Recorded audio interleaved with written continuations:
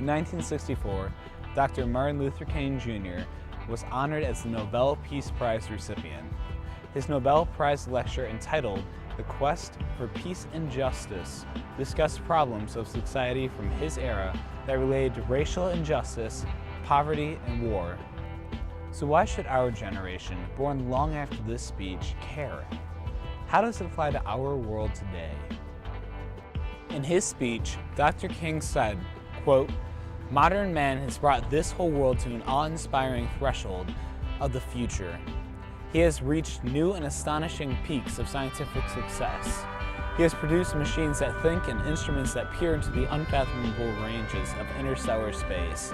He has built gigantic bridges to span the seas and gargantuan buildings to kiss the skies. His airplanes and spaceships have dwarfed distance, placed time in chains, and carved highways through the stratosphere. This is a dazzling picture of modern man's scientific and technological progress." End quote. These technological advancements have been propelled further and faster in our generation, with no sign of slowing down.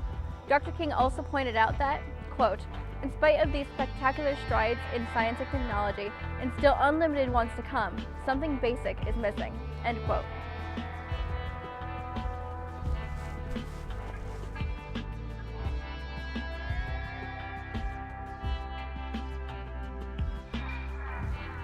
That same element today is missing and has led to another societal problem to add to Dr. King's list, one that directly affects our generation: school bullying.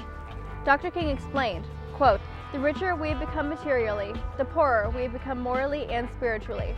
We have learned to fly the air like birds and swim the sea like fish, but we have not learned the simple art of living together." End quote. In the spirit of Martin Luther King Jr., the answer to the problem must be peaceful.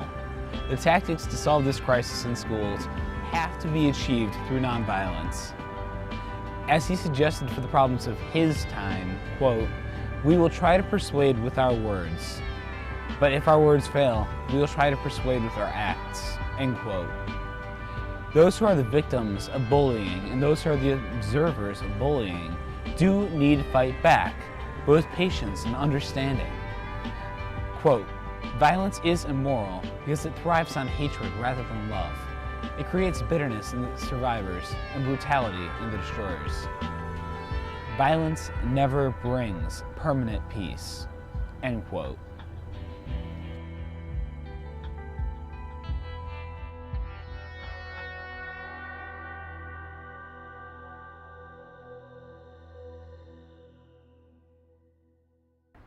The art of living together is not a competition where someone always wins or loses.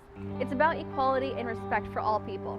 Quote, "This call for a worldwide fellowship that lifts neighborly concern beyond one's tribe, race, class, and nation is in reality a call for an all-embracing and unconditional love for all men. Love is somehow the key that unlocks the door." End quote.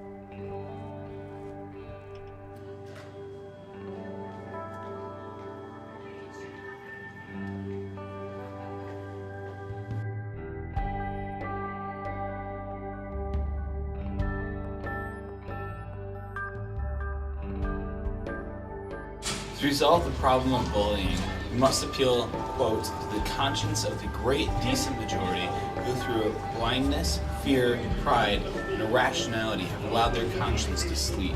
End quote. The victims can no longer stand silent, and the bystanders can no longer turn their heads. The bullied students have been oppressed. It's time for them to realize their own self-worth and demand the respect that they truly deserve.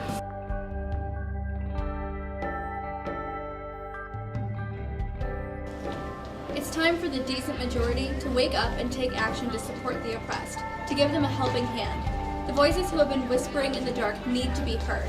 They need to band together to block out the sound of oppression and shout instead.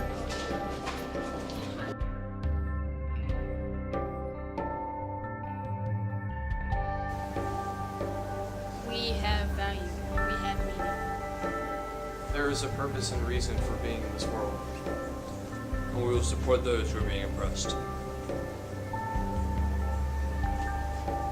Dr. Martin Luther King Jr. was a hero, an inspiration to all of us.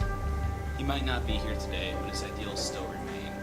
We can stop this crisis of our generation through peaceful peaceful means we can save ourselves and find equality for everyone. We will not be afraid.